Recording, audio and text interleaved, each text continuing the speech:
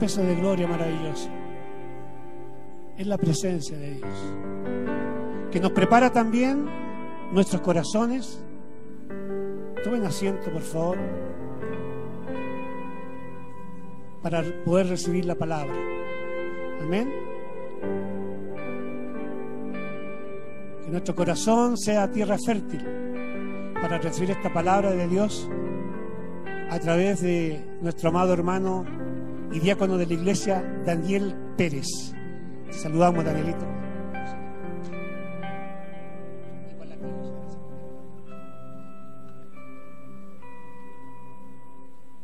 Gracias, bendito Señor. Antes de comenzar, me gustaría que se uniera en oración para que el Espíritu Santo pueda hacer algo inusual, algo extraordinario, algo maravilloso el día de hoy. Amén. Gracias, Señor, por los músicos. Amén. Padre amado, bendito Señor, permíteme ahora ser tomado por tu Espíritu Santo y caminar sin desviarme ni a izquierda ni a derecha de lo que tú quieras que yo me conduzca. Bendito Señor, permite que pueda decir lo que está en tu corazón y callar todo aquello que pueda estar en mi corazón y no sea de tu agrado, para que en todo esto sea glorificado tu nombre. Bendito Señor, estamos aquí a la expectativa de recibir palabra tuya, no palabra de hombre. En el nombre del Padre, del Hijo y del Espíritu Santo. Amén y amén. Amén. Gloria a ti, Señor Jesús. Aleluya. Aleluya.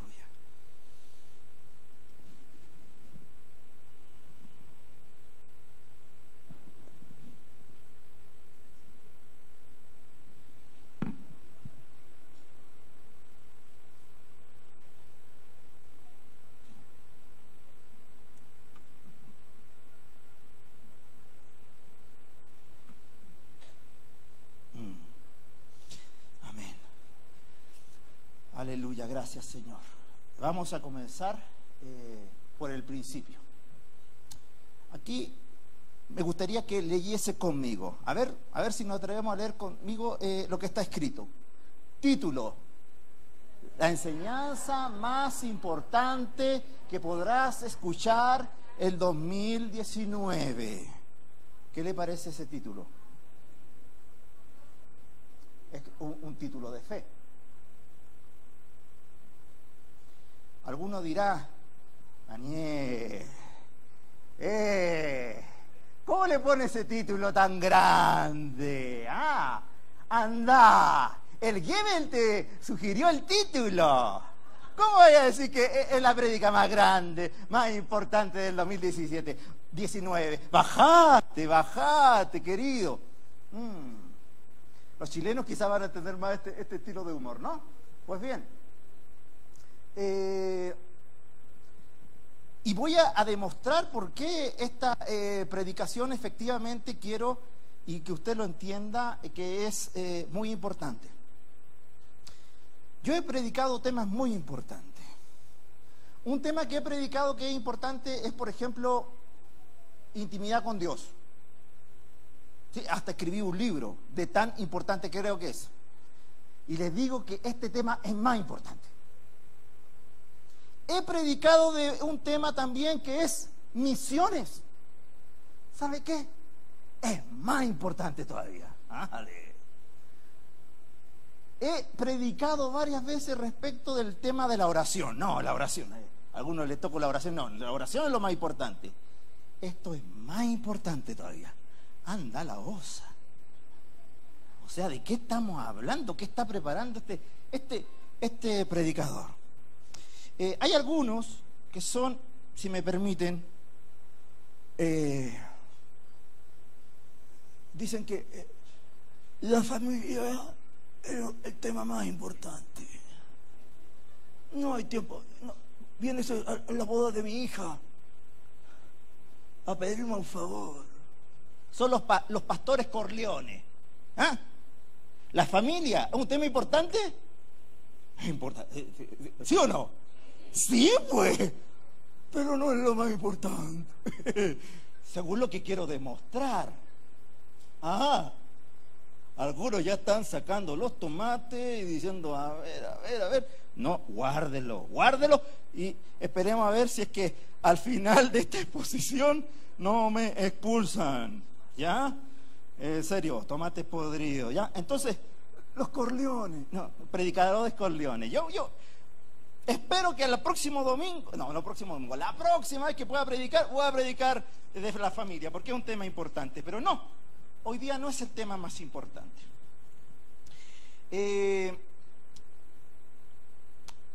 No tiene mucho que ver con el emisor. O sea, este tema importante es porque aquí Bellito te está hablando. No es por eso tampoco.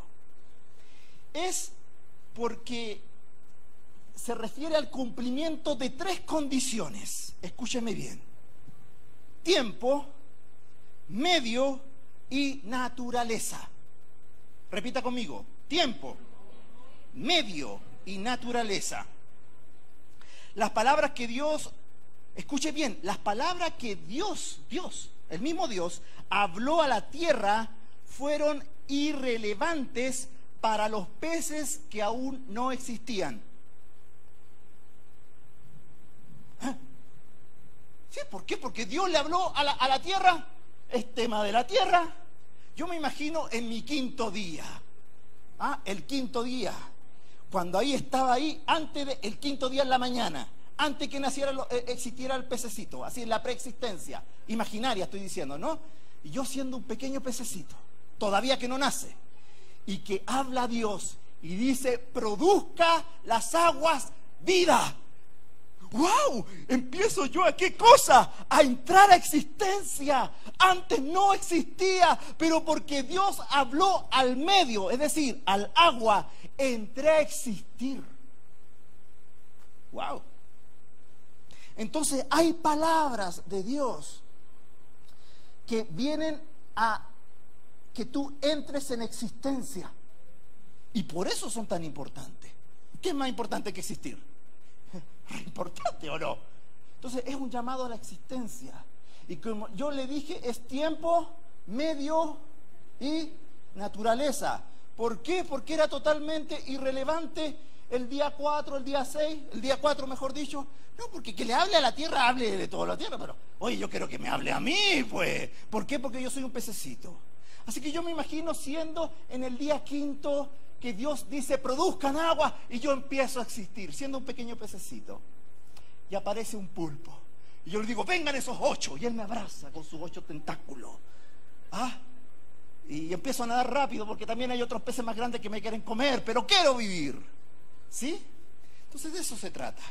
Palabras que llaman a la existencia. Se trata de la palabra correcta, en el día correcto, a la naturaleza correcta.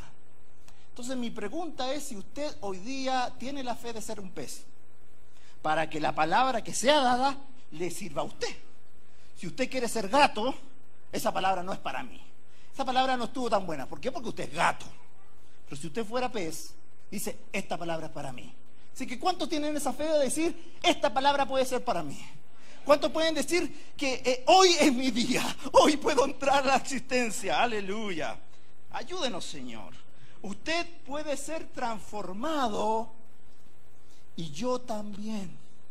¿Usted tiene la fe de que Dios puede cambiar su vida, que puede transformarla? ¿Sabe qué? Por favor, tenga fe conmigo de que yo también puedo ser transformado. No es que Daniel es así. ¿Acaso Dios no me puede transformar? Escúchanos, Señor, te rogamos, escucha aquí. Ay. O sea, por favor, que cambie ese hombre. Sí, por favor. Así que, por favor, que cambie, ¿no? Mire. Así que el título modificado. Título modificado. La enseñanza más importante que podrás escuchar el 2019, si la captas. Ahora, cuando estoy diciendo que ya me están ofendiendo y me están tratando de tonto ahora. No. No estoy hablando de nivel intelectual. Estoy hablando de apetito espiritual. O sea, Dios mío, quiero por favor que tú me hables en esta mañana, mala suerte, está predicando el Daniel, pero no importa, que háblame, Señor. Y que Dios te pueda hablar y que tú la puedas captar en tu espíritu para que puedas ser transformado. Porque la palabra de Dios es palabra viva y puede darte vida. Puede. Si estamos en el medio, si estamos en el día y si tenemos la naturaleza. ¿Sí? Interesante. Algunos están diciendo, a propósito, esta partecita me la dio el Señor, por si acaso. Dice, ¿y de qué libro lo saco? No lo he sacado de ningún libro. Bueno, subtítulo, Spolier, la doctrina de la comunidad cristiana.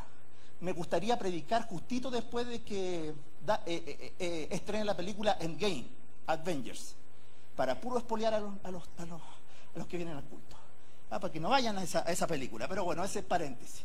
Spolier, para que tenga una idea. Vamos a hablar de la doctrina. ¿Es tan importante la doctrina? Vamos a ver si es tan importante. Introducción.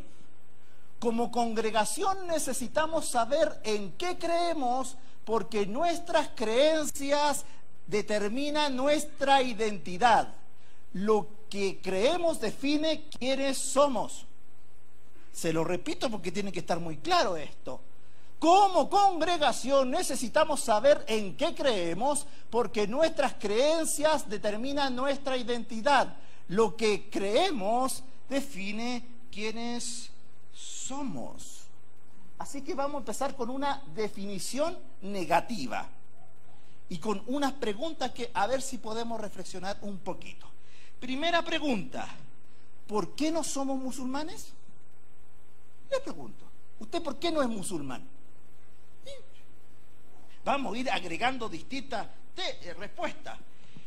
No somos musulmanes porque a diferencia de ellos creemos que Jesucristo es Dios. Y no consideramos al Corán como un libro sagrado, etcétera. Porque yo puedo seguir hablando de lo islámico bastante. Entonces, por eso, ¿no? Porque ellos creen una cosa y nosotros creemos algo diferente. Usted no puede ser musulmán. Y si es musulmán, que se convierta a Cristo. Porque los musulmanes solamente reconocen a Jesucristo como profeta, pero no como el Hijo de Dios, no como Dios, no como el Mesías.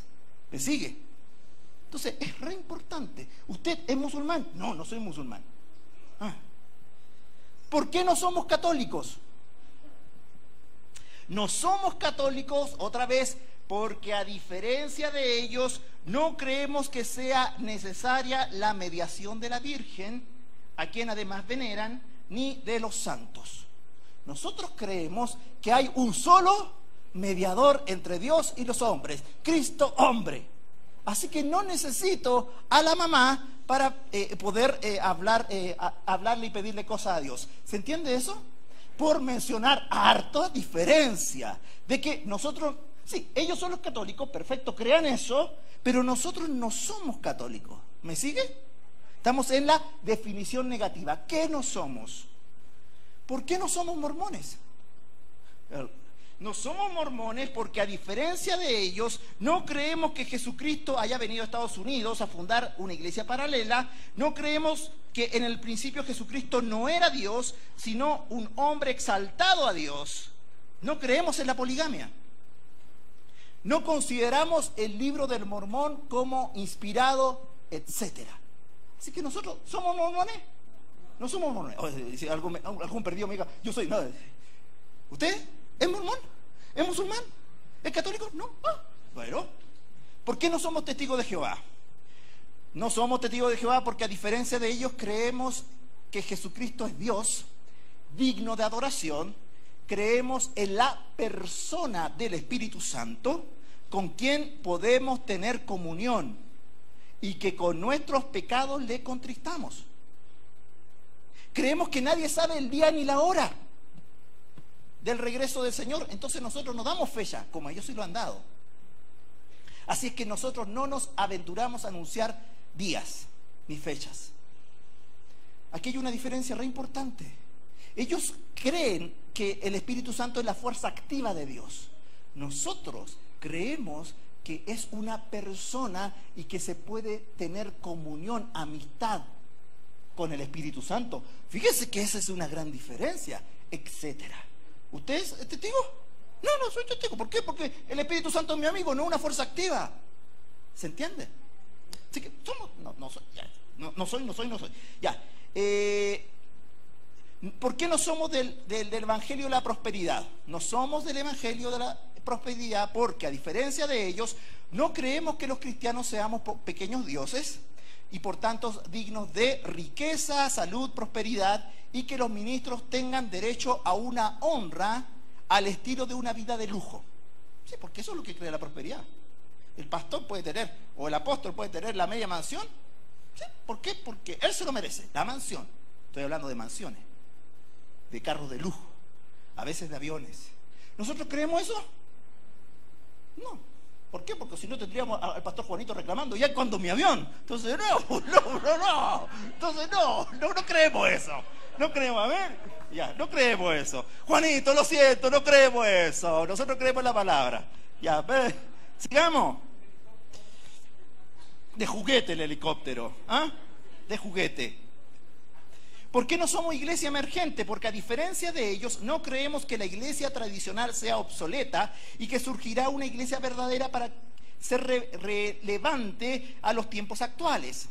Se adapta a la cultura actual, como por ejemplo aceptar a los ministros homosexuales. Eso es lo que cree la iglesia emergente. O sea, la iglesia antigua, obsoleta, tradicional, pero hay una que va a emerger y que va a poder entender bien a los jóvenes y le va a dar un mensaje relevante a ellos. ¿Nosotros creemos eso de la iglesia emergente? No creemos eso de la iglesia emergente. Continuemos. Dice así. ¿Por qué no somos del reino ahora? No somos del reino ahora porque, a diferencia de ellos, no creemos que en la caída de Adán Dios haya perdido el control del mundo y que el conquistar todas las áreas de la sociedad sea requisito previo y necesario para que Jesucristo regrese. Nosotros no creemos eso. Inclusive aún antes de Jesucristo, la palabra en Salmo nos dice que la tierra es del Padre y de su plenitud. Así que Dios no perdió el control del mundo. Ni tampoco está supeditada al regreso del Señor Jesucristo que nosotros conquistemos las distintas áreas de la sociedad. No está supeditado eso, porque nadie sabe el día ni la hora. Pero bueno, vamos avanzando. ¿Por qué no somos judaizantes? No somos judaizantes porque a diferencia de ellos tenemos a Jesucristo como mediador de un nuevo y mejor pacto. Y porque creemos, formamos parte de la iglesia gentil, en la cual no hay judío ni griego. Tampoco consideramos como traducciones que han tergiversado como el código real que niega la deidad de Jesucristo. Así que nosotros no somos judaizantes. ¿Somos judaizantes? No.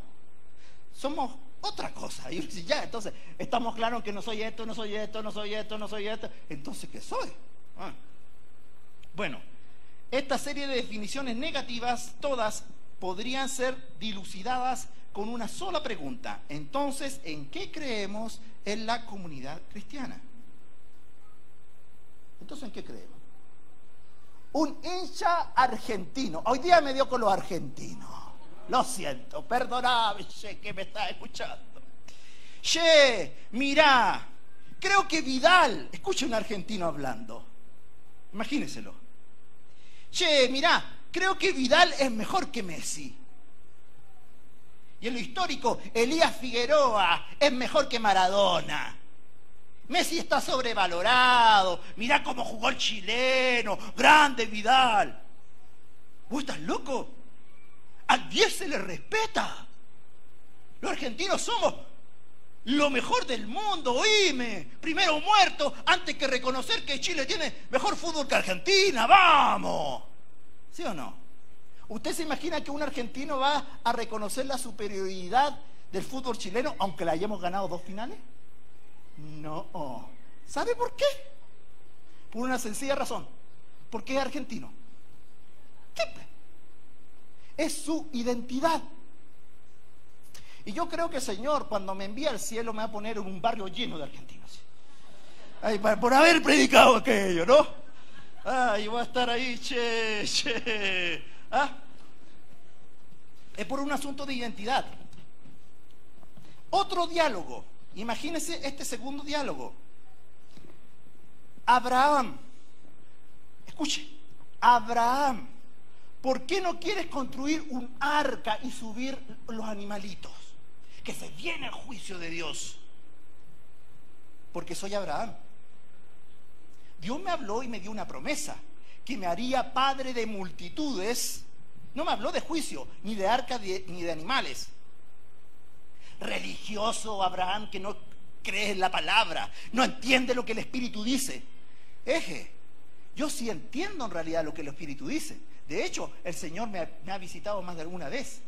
El asunto es que esas palabras que me das no tienen que ver conmigo. Esas palabras son para Noé, no son para mí, que soy Abraham.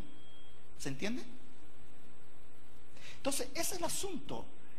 Usted primero tiene que entender cuál es su identidad. Y cuando tú entiendes cuál es tu identidad, vas a poder decir, esa palabra es mía. ¿Por qué? Porque va con mi ADN, va con mi historia, va con mi pasado, va con mi presente, va con mi futuro. Esa palabra es mía. Así que al Abraham, si le hablábamos de tener familia, a ver, ese predicador me gusta. ¿Por qué? Porque va a hablar de familia. ¿Por qué? Porque es Abraham. ¿Sí?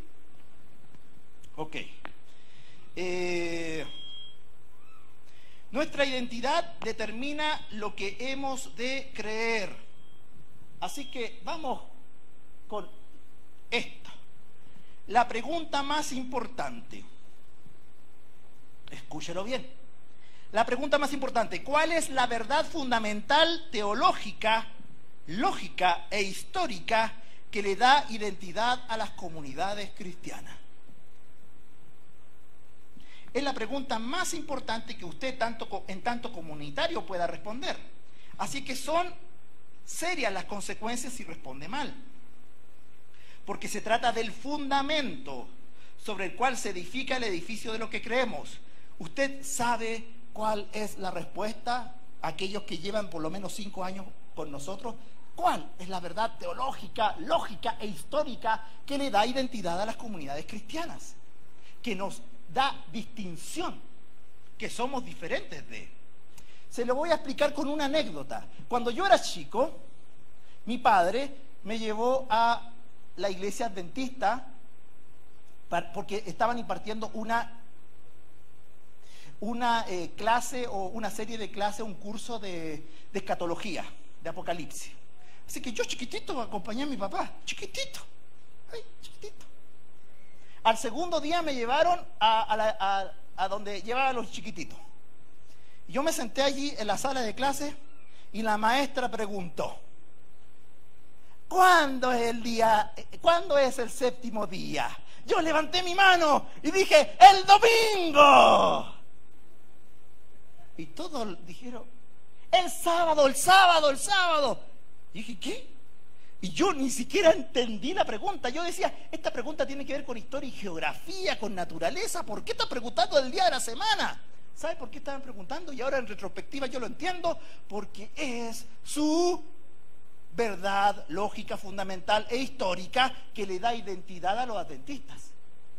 Así que si yo llego y le digo a los hermanos adventistas: ¿saben qué? El domingo, el séptimo, ¿qué? Y me tira la piedra. El sábado. Bueno, ya el sábado, tranquilo, relájese, ya el sábado. ¿Sí? Entonces esa es la pregunta. ¿Cuál es la verdad? ¿Cuál es la verdad fundamental, teológica, lógica, histórica que le da identidad a las comunidades cristianas? La pregunta y la respuesta fueron parte de un momento de comunión con Dios que yo tuve. Yo le empecé a preguntar, esto es una conversación que tuve con el Señor. ¿Y cuál? Y le empecé a hacer esta pregunta ya, ¿y cómo va? ¿Cómo va este tema? Y en la medida que pasaron los días entendí que lo que era realmente importante. Si usted no cree en esto, no puede ser parte de la comunidad cristiana, porque no tendría sentido. Así que usted tiene que creer en esto, y si no cree, entonces yo digo: ¿qué está haciendo acá? ¿Que Jesucristo es el Señor? No es esa. A ver, vamos pensando. ¿Cuál es la verdad lógica, histórica, teológica, fundamental que le da la identidad a la comunidad cristiana? El reino de Dios. No, cerca, pero no. ¿Cuál es la verdad fundamental que tenemos? Ya sé. El eterno propósito de Dios de tener una gran familia de muchos hijos semejantes a Jesús. Diste en el palo, pero no. No es esa, porque eso es hablar de propósito. Yo estoy preguntando fundamento, que es diferente. Diste en el palo, pero no. ¿Qué es lo que creemos? Va para la pregunta. ¿Usted se anima a dar la respuesta? Es que esas eran las tres lógicas. Si no son esas tres, estoy perdido. No me haga levantar la mano, profe. No me haga levantar la mano. Bueno, el discipulado, menos. ¿Por qué? Porque el discipulado me habla de un medio, no es de fundamento. Sí, nos distinguimos bastante por, sobre todo los inicios de las comunidades, pero no, eso es un medio, no es un fundamento. ¿Qué es lo que creemos? Mire, tengo una serie de preguntas y voy a dar todas estas preguntas a ver si captan. Vamos, porque tienen que agarrarla. O esta también es captar de... Ya. ¿Por qué creemos que los cristianos podemos beber vino sin embriagarnos? Eso es lo que creemos aquí. Podemos tomar vino. Salud. Pero sin embriagarnos. ¿Por qué creemos en la vigencia de los dones y ministerios proféticos y apostólicos? ¿Por qué creemos, y así puedo dar un largo, por qué creemos en la dirección del Espíritu Santo? ¿Por qué creemos que el matrimonio debe ser para toda la vida? ¿Por qué creemos en la cobertura y en los presbiterios? ¿Por qué creemos que los discípulos deben cumplir con un nivel de exigencia mayor que la simple visita? ¿Por qué creíamos que los niños debían participar del culto y que no tenía que haber escuela dominical ni red de niños? Eso es lo que creíamos antes. ¿Por qué no bautizamos a los bebés, pero sí los presentamos? ¿Por qué se enseñaba a los jóvenes que no se podía pololear? No sé si están enseñando eso todavía. Invítenme a la red de jóvenes. Me sembró. Todo esto tiene una respuesta, sí, pero hay una pregunta fundamental, la que está ahí, y tiene una respuesta fundamental. Para que aquellos que quieran saber la respuesta fundamental, Claudio va a estar matriculando para que puedan venir a la escuela bíblica, y ahí vamos a poder dar la respuesta y desarrollarla. ¿Ah? No, y de hecho sí, la escuela bíblica este año va a tener un cambio, pero esta es la clase 0. Si a usted le gustó la prédica y dice, interesante lo que está enseñando este joven, no tan joven, pero gracias, me gustaría, y ahí se matricula con Claudio o viene el jueves a las 19 horas. Siguiente. ¿Cuál es la verdad fundamental e histórica y lógica? Vamos a ver qué nos dice aquí. A ver. La respuesta es: la verdad teológica, lógica e histórica que nos llamó a existencia y nos debiera dar identidad es que creemos en la restauración de la iglesia por medio del Espíritu Santo. Es tanto así que antes de que existiera esta verdad, las comunidades cristianas no existían. Te estoy diciendo en términos históricos, a finales de los 60, en Buenos Aires. Eso es fundamental. Eso te tiene que dar identidad. Si tú eres parte de la comunidad cristiana, tú tienes que creer que el Espíritu Santo ha venido a restaurar a su iglesia. Y si no crees eso, wow, ¿qué haces aquí? No lo estoy echando, pero yo pregunto para encuesta, ¿y qué hace usted aquí? Bueno, es una verdad teológica porque creemos en un Dios que es el mismo hoy, ayer, por los siglos, que interviene actualmente en la vida y obra de la iglesia con el mismo poder y revelación que le dio a los apóstoles del primer siglo. Por eso es una verdad teológica. Es una verdad lógica en su relación causa y efecto que armoniza todo lo que creemos y debiéramos creer. Es el fundamento. Eso vino primero. Tercero, es una verdad histórica porque a finales de los 60 en Argentina, Chile, Brasil, Estados Unidos y otros países, Dios derramó de su Espíritu Santo de tal manera que los pastores de distintas denominaciones, al no ser comprendidos, salieron, y a veces los salieron, y reunidos formaron lo que hoy se conocen como comunidades cristianas. Eso es. Eso es lo que te tiene que hacer vibrar. Eso es lo que te tiene que dar identidad. Eso es lo que tiene que dar soplo de vida a tu espíritu y a tu ánimo. Quizá alguno está llegando como al culto así: oh, Señor, por favor, ay, no puedo más. Señor, esta es la última oportunidad, no puedo más. Es esta verdad de que el Espíritu Santo ha venido a darle vida y restauración a la iglesia. Amén. Escucho un poco amén. Pero no me entendieron nada, no me entendieron nada. Bueno, una explicación básica, porque quizá uno dirá, ya, vamos con una explicación básica. Porque algunos, y quizás las visitas necesitan esta explicación más básica que nadie. ¿Qué es lo que pasó? Jesucristo fundó su iglesia y con el pasar de los siglos se desvió cada vez más de su identidad original. Y lo vivo de la guía del Espíritu Santo fue sustituido por las santas tradiciones evangélicas, como la llamaba Juan Carlos Ortiz.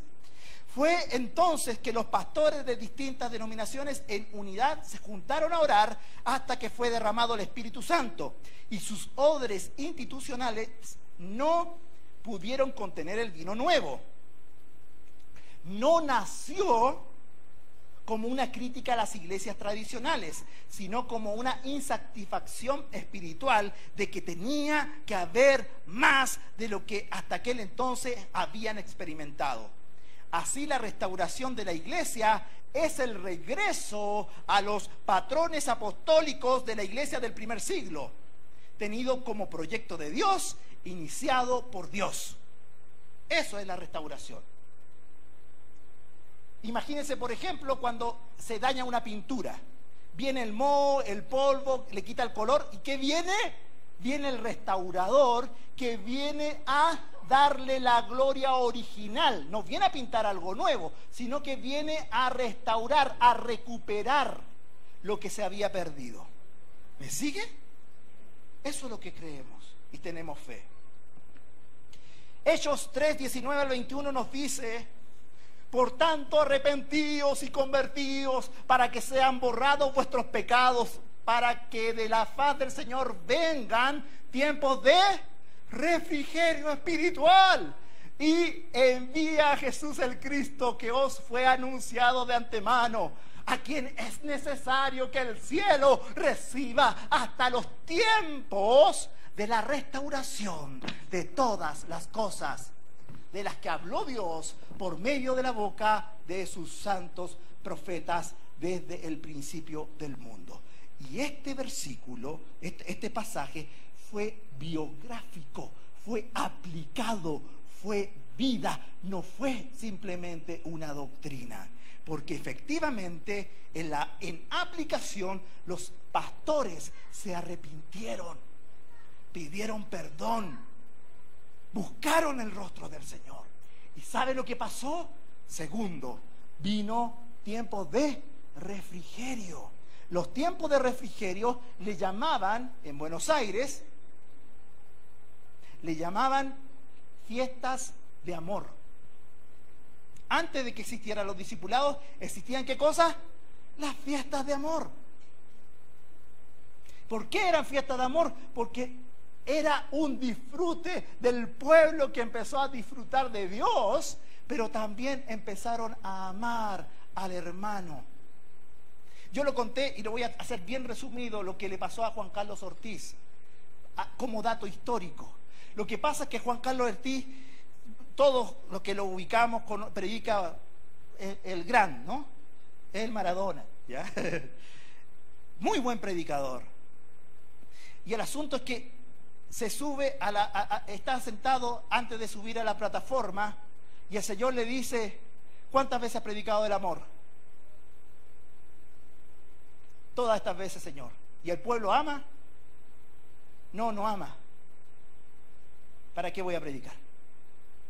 Y se subió a la plataforma y dijo, hermanos, la predicación del día de hoy es ámense los unos a los otros. Y se bajó de la plataforma. Y ahí los músicos se empezaron a ver como extrañados, típico de ella, y que viene ahora, y empezaron relleno, porque no sabían qué hacer.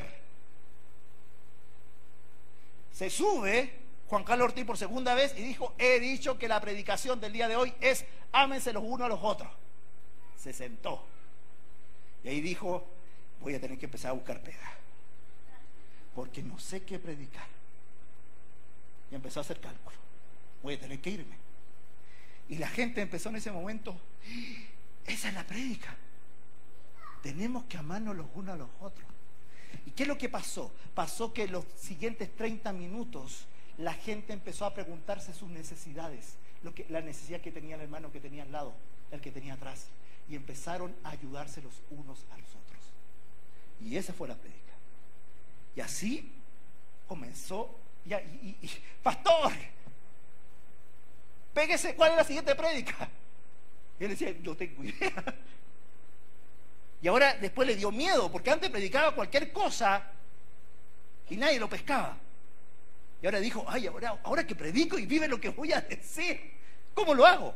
Y ahí empezaron a organizarlo en texto y después empezaron a hacer grupos pequeños que se llamaron célula y después discipulado. Así fue como inició la historia, por el amor. Interesante. Así que vinieron tiempos de refrigerio, ¿para qué?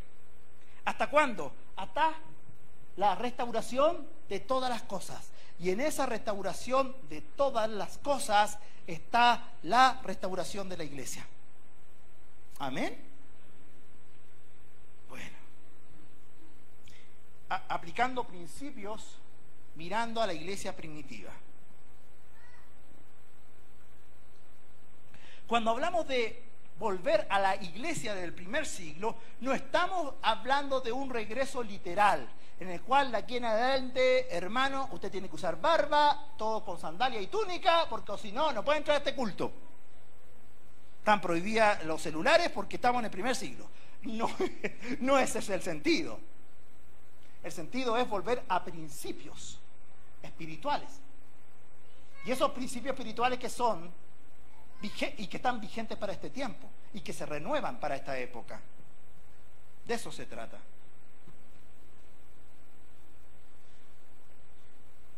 Volver a principios gloriosos con esta promesa en el corazón: la gloria de la casa postrera será mayor que la primera. O sea, que sin idealizar a la iglesia del primer siglo, se reconoce en sus méritos una noble meta intermedia que ilumina el curso de la iglesia. O sea, admiramos a la iglesia del primer siglo. Qué maravilloso sus aciertos, sus virtudes, pero es mi meta intermedia. Mi meta final tiene que ir más allá. Dios nos ayude. Ejemplo. Se puede dar de lo que tú te imagines, ejemplo. ¿Por qué no creemos que los apóstoles tienen que ser millonarios? A ver si entendió. ¿Por qué creemos que los apóstoles no tienen que ser millonarios? Porque en la iglesia primitiva los apóstoles no eran millonarios. Y como nosotros nos la estamos jugando, ¿por qué? Por volver al patrón original, es que no tiene sentido. Si Pablo, Pedro no eran millonarios, entonces yo ¿por qué quiero creer que los apóstoles son millonarios? ¿Se entiende? Entonces cuando tú dices, a ver, esta es la iglesia primitiva, esta es la iglesia primitiva, esto es lo que creían, esto es lo que hacían, es lo que te ilustra, es lo que tú crees y finalmente tu identidad. El ejercicio es sencillo para nosotros. Miramos a los apóstoles del primer siglo, no eran millonarios, así que los apóstoles de la actualidad tampoco tienen que ser millonarios. ¿Alguien me dice amén a esto? Está muy callado. Me da miedo. Me van a rayar el auto. No sé cuál de ustedes me va a rayar el auto.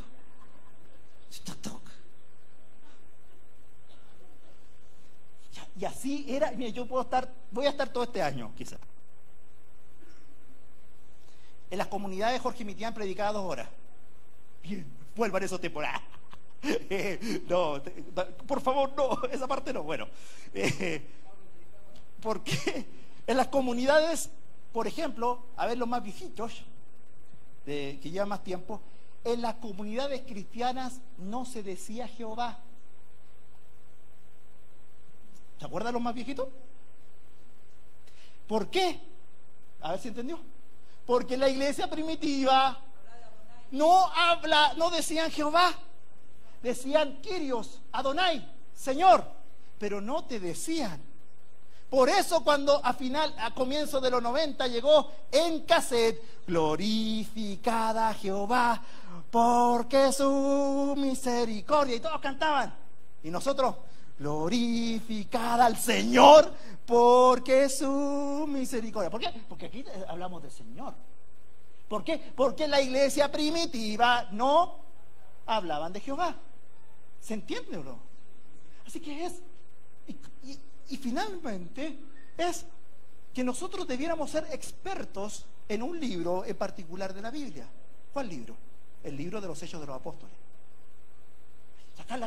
¿Y qué hacían? ¿Y cómo lo hacían? ¿Y si ese principio se permanece o no? ¿O cómo debiera permanecer? ¿Cuál debiera ser la iglesia primitiva versión siglo XXI? Eso es comunidad cristiana. Iglesia primitiva del siglo XXI. Suena raro, pero es eso.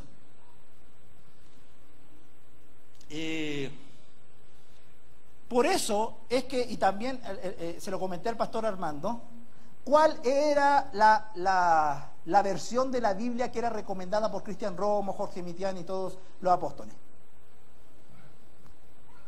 La Biblia de las Américas. El pastor Armando me respondió al tiro, la Biblia de la América.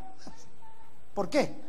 Porque usted ve en la Biblia de la América y dice, el Señor es mi pastor, nada me faltará. ¿Por qué? Porque aún los judíos tenían tanto respeto al tetragrama que leían Señor o Adonai. Y también la iglesia, en respeto al nombre. Era tan sagrado que no se pronunciaba. Entonces, por eso, ¿sabía eso? ¿Cuántos sabían de que la Biblia de la América era la de las comunidades? No. Al principio no era así, no. Después, sí. Sí, no, sí fue. Se recomendó, justamente, a nivel de recomendación, no de obligación. Recomendación. Gracias. Y no sabía. ¿Y usted es visita? Sí. ¿Cuánto lleva de visita? 7 años.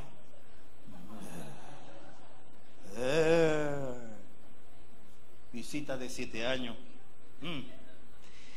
La restauración tuvo contenido doctrinal. ¿Cuál es el tema más predicado por Jesucristo?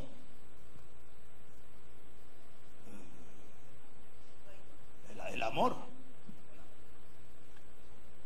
El reino de Dios. Y el reino de Dios es semejante, y el reino de Dios es semejante, y el reino de Dios es semejante. Buenos días, Jesús. Y el reino de Dios es semejante. Se despertaba diciendo reino de Dios, Jesús. Era su tema. ¿Cuál es el tema de Cristian Romo? Apóstol Cristian, me gustaría conversar algo. El reino de Dios. Ay, ya voy a hablar de nuevo el reino de Dios. Transmite. ¿Por qué? Porque era el mensaje original de Jesucristo y que en cierto sentido se había perdido bastante. Y si nosotros somos discípulos de Jesucristo, ¿no debiéramos nosotros recuperar el mensaje de Jesús? Interesante. El principal libro escrito por el apóstol Jorge Mitián, Jesús es el Señor, Jesucristo es el Señor, lo que vino a dar una corrección a un énfasis erróneo que había en aquella época. Tú tienes que ser salvo y conocer a Jesucristo como tu Salvador para que puedas ser salvo. Y tú después lees la Biblia y dice otra cosa. ¿Qué es lo que dice? Si creyeres en tu corazón de que Jesucristo fue resucitado de los muertos por el Espíritu del Señor y confesares con tu boca que Jesucristo es el Señor. Entonces serás. Entonces había que tener una confesión de vida, de boca y de conducta. ¿Por qué? Porque Jesucristo salva a aquellos que gobierna. Aquí rema o palabra específica para algunos. Si tú quieres ser salvo, Dios salva a los que gobierna. Dios salva a los que manda. Y tienen que obedecer. Me explico. Es como que tú en este momento, querido, querida, te estés hundiendo, te estés ahogando. Y Jesucristo te lanza un salvavidas atado a una soga. Agárrate de salvavidas. Agárrate de salvavidas. ¿Qué está haciendo? Te está salvando, pero también te está mandando. Y tú tienes que obedecerlo. Si tú te agarras, le estás obedeciendo. Y ahí puedes ser salvo. Así que la salvación tiene que ver mucho con la confesión, con la fe y con la práctica de que Jesucristo sea el Señor de tu vida. Es para que resulte. Porque Jesucristo no sea el Señor de tu vida, enseñamos en aquella época bastante, es seguir a Jesucristo a mi manera. Es como yo, estoy siguiendo la dieta a mi manera. Hermano, pero no le funciona mucho, porque a mi manera, pues. Cuando quiero ya no la sigo, entonces no está siguiendo. ¿Me entiende? Ahora, bien, no son invenciones de nuevas doctrinas los fundamentos que nosotros rescatamos como comunidad cristiana. O sea, no son doctrinas nuevas. No, señores. Son doctrinas antiguas, pero que habían entrado en desuso y que vienen a recuperarse. Como el reino de Dios, como el señorío de Jesucristo. ¿Amén? ¿Me sigue? Bien. Es la restauración del Espíritu Santo. Sin Espíritu Santo se acabó la fiesta. Así nomás. Con mucho respeto en este antropocentrismo, si se quiere. Es como cuando el niñito era el dueño de la pelota. Y jugaban la partida, todo asunto. Y éntrate, y se entraba el niñito, el dueño de la pelota, y hasta ahí llegó el partido. ¿O no? ¿Se acuerda? Así es, Señor. O estoy presente, y si llego a estar ausente, se acabó la restauración. No hay restauración.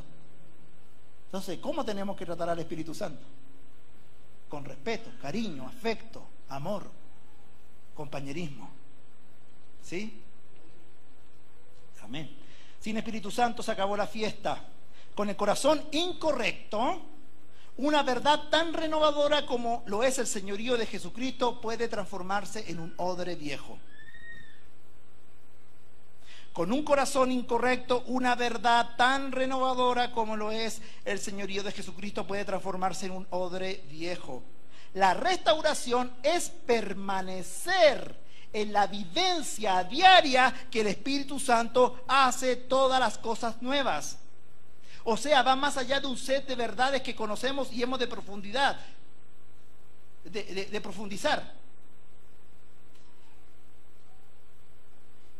Es interesante a nivel histórico que nosotros podamos recordar a los predicadores que nos antecedieron, como Jorge Mitián, Juan Carlos Ortiz, Jorge y tantos otros, honrarles, pero también con el deseo de decir: Dios mío, yo quiero la palabra que tú tienes renovada ahora, tu palabra renovada, porque no se trata de un romanticismo con nostalgia. Como dicen, recordar es vivir dos veces. En una renovación constante tenemos que vivir. Porque podemos tener un pasado tan glorioso, escuche bien, porque podemos tener un pasado tan glorioso que puede ser perjudicial para nuestro presente. Es que cuando Dios me usaba... Perfecto. ¿Y Dios te usa hoy? Cuando Dios vino la unción y caminábamos en el poder de la unción, ya. ¿Y hoy caminas? Cuando Dios me dio una palabra, ¿y Dios te dio una palabra hoy? De eso se trata la renovación del Espíritu. es, Dios mío, necesito estar sintonizado con el Espíritu Santo hoy. Porque hoy puede ser tu oportunidad de cambio. Hoy puede venir el Señor a tu vida. Hoy. Si tienes fe, si tienes la naturaleza. Porque el medio es aquí, comunidad cristiana. El tiempo es hoy. Vamos a ver si tú tienes la naturaleza. Si tienes la naturaleza equivocada, la palabra va a pasar simplemente. Restauración de la iglesia, y esto también para mí es importante. Un sueño con que hemos dejado de soñar. Cuando el Señor hizo volver la cautividad de su pueblo, ya somos, me da como un cántico espontáneo con esto. A ver si lo compongo en este momento. Ya somos como los que sueñan. Ya somos como los que sueñan. Grandes cosas hizo el Señor con estos. Ya estamos alegres. ¿Se da cuenta cómo va la inspiración? Ese es el asunto. Hemos de tener un sueño vivo. Tenemos que soñar grandes cosas. ¿Qué te pasa, querido, querida? Tenemos que soñar grandes cosas para Dios. ¿Por qué no soñar en Chile? ¿Por qué no soñar en Latinoamérica completa? ¿Por qué no soñar en Calama y también en lo pequeño, en lo micro también? De eso se trataba el tener una renovación del espíritu. Decir, Dios mío, queremos lo nuevo, queremos grandes metas. Y se atrevían a esas grandes metas. Pareciera que a veces hemos perdido esto de soñar. Tenemos que volver a soñar. Soñar es vivir en el éxtasis de las cosas están mal, pero pueden ser restauradas por Dios. La tragedia misma es dejar de soñar, dejar de ver con los ojos de la fe la promesa una vez recibida por Dios. Si la restauración dejó de ser tu sueño, deberías recuperarlo hoy en el Señor. Escudriñemos nuestros caminos y volvamos al Señor. No sea que hemos dejado de soñar y vivir el sueño.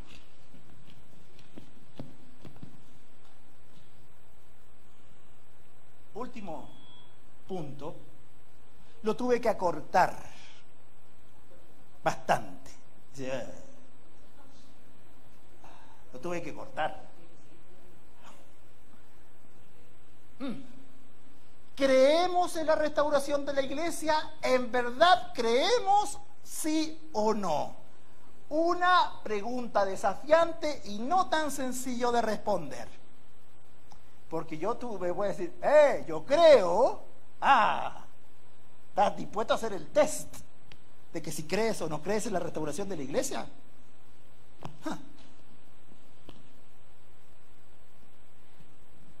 Fui con algunos test. Esto puede dar para largo. Vigilia. Da para largo este tema, esta respuesta. Pero salpicando un poquito nomás. ¿Usted cree en la restauración de la iglesia? La iglesia original, primitiva, tenía una pasión por misiones. ¿Creemos al mismo nivel que creían ellos? No. ¿Por qué? Porque misiones es cuando los cabros jóvenes les da esa cosa de misiones. Ahí vienen los jovencitos, la típica, la nueva generación, diciendo, oye, queremos misionar. Ustedes son patiperros nomás, porque quieren conocer el mundo. ¿Era así en la iglesia primitiva? No, era la crema de la crema. Al más capo lo mandaba de misionero. Apartadme ya Bernabé y a Saulo. Y ahí fueron apartados. Cuando ministraban los maestros y los profetas en el Espíritu al Señor.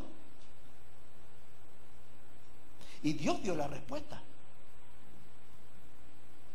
Es cierto que al principio estaba cómodamente en Jerusalén la iglesia, pero vino la persecución, vino los problemas, Dios sacudió el salero y fueron esparcidos muy rápidamente en su generación, me atrevería a decir. Cubrieron bastante Y nosotros vamos a conquistar las naciones, sí. Vamos a abrir, a ver, en la Vía Campana vamos a abrir una. Hasta ahí llegó. ¿Por qué? En la Vía Campana, hasta ahí no va a llegar. Hasta ahí llegó. No digo que no estoy en contra de la Vía Campana, no. Pero hasta ahí llega, hasta ahí soñaste. ¿Creemos la restauración? Segunda cosa, por ejemplo, ¿no? Y puedo seguir, que lo que sí ellos creían y los que nosotros no creemos. Por ejemplo, el menosprecio al culto a la personalidad. En una oportunidad vinieron a adorar a Bernabé y a Pablo y dijeron, estos son dioses, y lo empezaron a adorar. ¿Y qué dijeron ellos? Rasgaron sus vestiduras, acuáticos, y ¿qué se imaginan? Nosotros somos hombres y siervos como ustedes. ¿Cómo vienen aquí a poner su mirada en nosotros?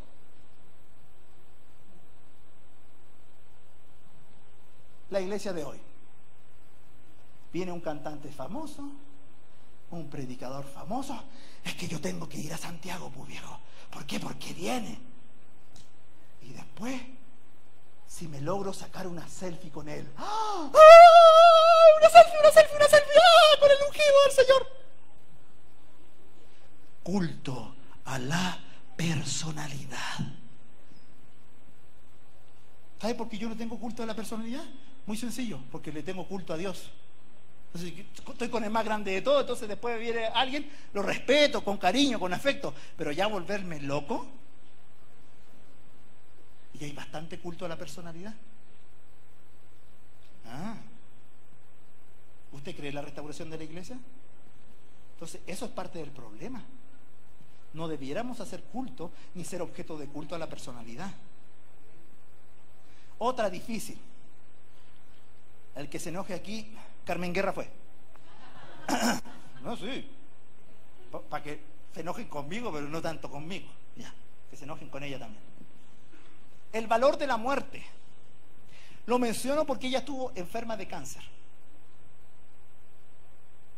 Quizá por eso tiene más autoridad.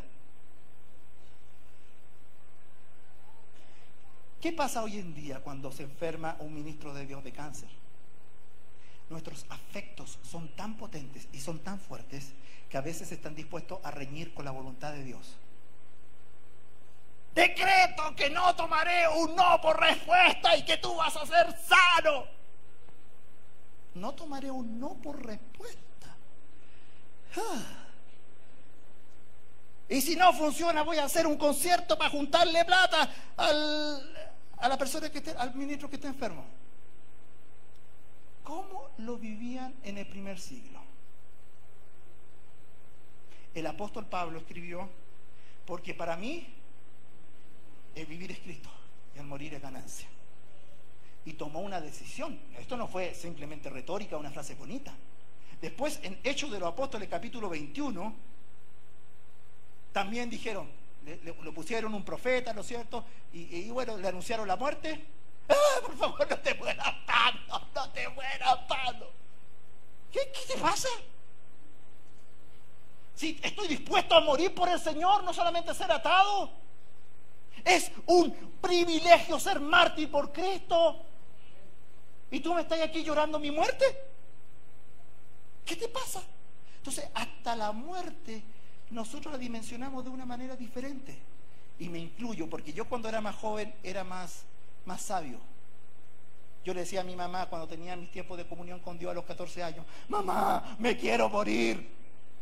¿Por qué? Y mamá, ¿por qué, hijo? ¿Qué querés morirte? Estoy deprimido. No, porque morir es Cristo, es ganancia. Yo quiero morir para estar con Jesús. ¡Ah! En la casa, órale al niño, ponele la mano.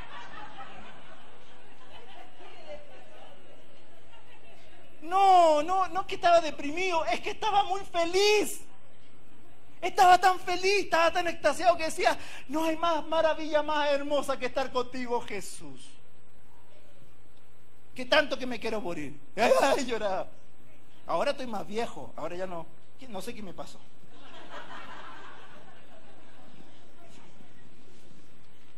la influencia, otro. Y aquí quizá alguno, póngame atención. La influencia, sí. La influencia judía. No sé si usted entiende, pero si el apóstol Pablo estuviera aquí y escucha a uno tocando el shofar, él se rasgaría la vestidura. Estaría sumamente ofendido. Y yo tendría que estar hablando con Pablo: Pablo, perdónalo. Si hubieses leído mis cartas. No, si las leyeron, pero parece que no las entienden. No estoy en contra del shofar, pero el apóstol Pablo dio su vida. Le sacaron la ñoña. ¿Para qué? Para que la iglesia gentil fuera gentil, con códigos gentiles, con todo gentil, sin circuncisión, para hacerlo un resumen. Y aquí nosotros venimos con eso, Martínez. Y el apóstol Pablo: ¿qué les pasa?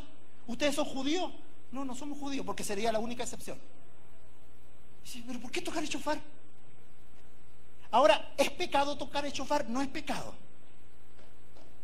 Pero es como un che que diga: chileno de corazón, CHI. ¿Usted se imagina un che diciendo chileno de corazón, CHI? ¿Qué te pasa? Tú no podías decir eso, tú soy argentino. El chileno no va a poder decir chileno de corazón. ¿Qué venía acá? Es lo mismo. Es que un cristiano gentil no tiene por qué andar tocando shofar. Y esto le causaría un grave problema al apóstol Pablo. Pero no, nosotros dejamos. Por eso es que algunos creen la restauración de la iglesia, pero a su manera. Esto sí y esto no. Quiero terminar con un punto, y es algo bien importante, y es las prioridades de la vida. Algunos enseñan que la prioridad de la vida es Dios, familia, trabajo, obra de Dios y hobbies. Mire, esa enseñanza está justito después de la mediación de María en la Biblia, y después, un poquito antes, después de que Jesucristo vino a América. O sea, no está. Porque Dios en su soberanía tiene un plan mejor. Yo entiendo el buen corazón que hay detrás de esto. Porque uno dice: oye, pero yo quiero darle como fuerza a la familia, por eso yo quiero que la familia esté después de Dios. Primer mito: ¿quién te dijo o dónde sale en la Biblia que Dios separa y distancia Dios de su obra? No. Le voy a dar un solo ejemplo que está en Mateo capítulo 10. Usted podrá leerlo completo. El Señor Jesucristo envía a sus 12 apóstoles, lo comisiona, les da todas las instrucciones, y después de eso dice: y seréis aborrecidos todos por causa de mi nombre. Cuando hablan de nombre en la Biblia están hablando de mi identidad. Por eso el profanar el nombre de Dios es profanar al Dios mismo. ¿Se entiende? Hay una identidad, nombre y persona. Y cuando uno ve el contexto y el cumplimiento de esta palabra, es que el nombre de Jesús es la obra de Jesús. Así que Jesús, cuando enseña esto, enseña la distinción, es decir, que se distingue entre Dios y la obra de Dios, pero no se separan. Es más, lo que saben de ese pasaje es: Jesucristo los llamó para que estuvieran con Él, para enviarlos a hacer su trabajo. Es Dios y la obra de Dios, distinguibles y unidas. Entonces es una ficción esto de separar la obra de Dios atrás y Dios primero. No, eso no es bíblico. También una razón histórica: ¿ustedes se imaginan que la iglesia primitiva hubiese conquistado el mundo si hubiese tenido estas prioridades? Oye lo que estoy diciendo. Ellos conquistaron su generación, se la jugaron, iban para allá. Es como que, ¿qué hubiese pasado si la esposa de Pedro hubiese sido chilena? ¿Y que para dónde que vaya a ir? a seguir a Jesús. ¿Y te vas a hacer cargo de los niños? No. Jesús, mejor no voy nada, porque mi señora quiere que me quede aquí en casa. Mi amorcito, ahí tiene pescado, ahí tiene los botes, permiso, vuelvo un ratito, déjeme. Y lo siguió. ¿O no? ¿O sí o no? Mire, a ver, es que se puede decir bastante de este tema. Por ejemplo, dice: no penséis que he venido a traer paz a la palabra de Jesucristo. Mateo 10:34 siguientes. Dice: no penséis que he venido a traer paz a la tierra. No he venido a traer paz, sino espada, porque he venido a traer disensión al hombre contra su padre, a la hija contra su madre, a la nuera contra su suegra. Amén. Y los enemigos del hombre serán los de su casa. El que ama padre o madre más que a mí no es digno de mí. El que ama a hijo o hija más que a mí no es digno de mí. El que no toma su cruz y me sigue en pos de mí no es digno de mí. Esto lo dijo 3 veces nuestro Señor Jesucristo. La última parte. Y dice: pero a ver, ¿qué dijo Jesús entonces? Lo que dijo Jesucristo y enseñó es que la clave es la autopostergación, que es el principio opuesto a las prioridades. ¿Por qué? Porque cuando, escuche bien, y esto creo que es hasta psicológico y bíblico, pero ¿cuál es el punto? El punto es que cuando uno enseña, viene Dios, escuche bien, esto puede ser un quiebre de esquema para más de alguno. Dios primero, la familia primero. Segundo, ¿qué le estás diciendo a esa mujer? La estás poniendo en su derecho tan fuerte que de exigencia. Decir: ¿sabes qué? El marido me tiene que dar todo lo posible, inclusive antes de la obra de Dios, antes del trabajo, porque yo soy primera. Es el problema que plantea Jesucristo, no es la satisfacción, sino que está pasando por el tema de la negación, que es lo opuesto, es plantear el hambre. La autopostergación es, por ejemplo, lo voy a poner con un par de ejemplos. Cuando yo, como líder de jóvenes, le preguntaba a una señorita o a un joven: ¿qué quieres tú ya, señorita, ¿qué tú quieres del joven que pueda ser tu novio? ¿Sabes la pregunta típica? Que ame al Señor con todo su corazón. ¿Sí o no? ¿Dice uno eso? Que ame al Señor con todo su corazón.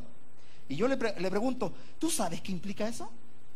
Implica de que si tú quieres a alguien ¿y por qué quieres que te ame al Señor con todo el corazón? Porque me va a honrar, me va a respetar, me va a ser fiel. Súper yopo. Sí, me va a dar de todo.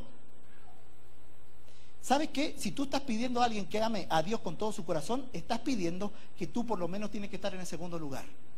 ¿Estás dispuesta a hacer el segundo lugar? No lo había pensado.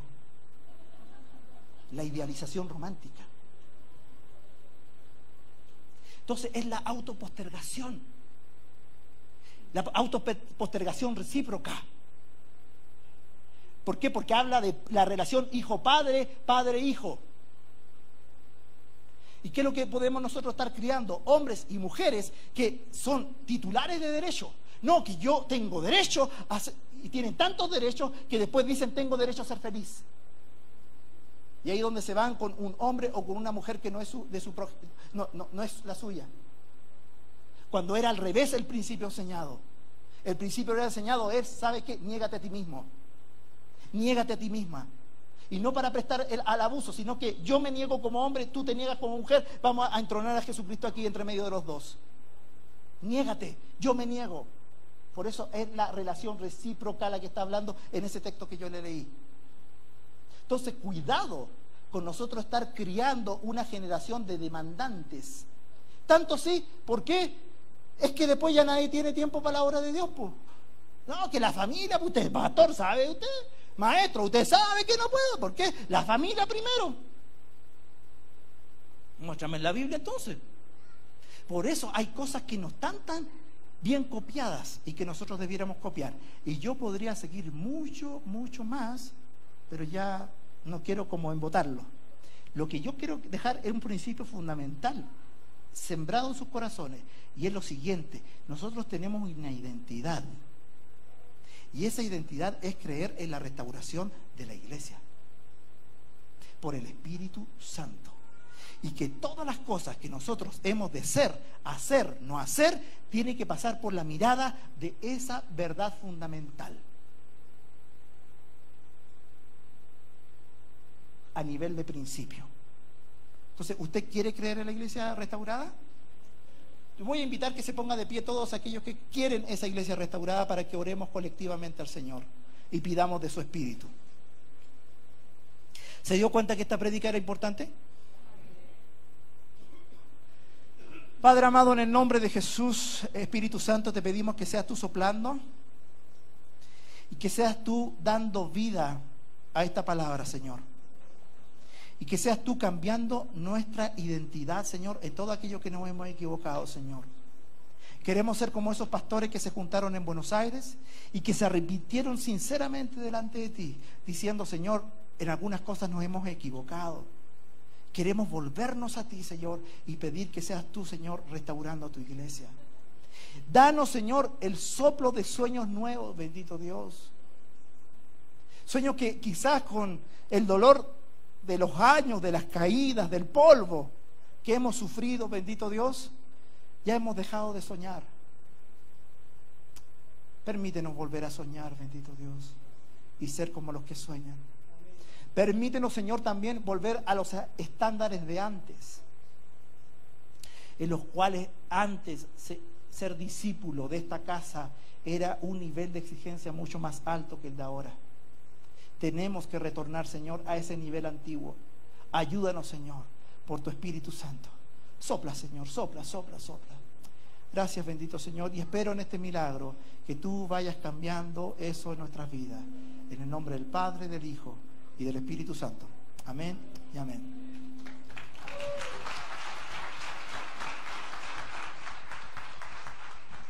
Bien, bonita, hermosa palabra.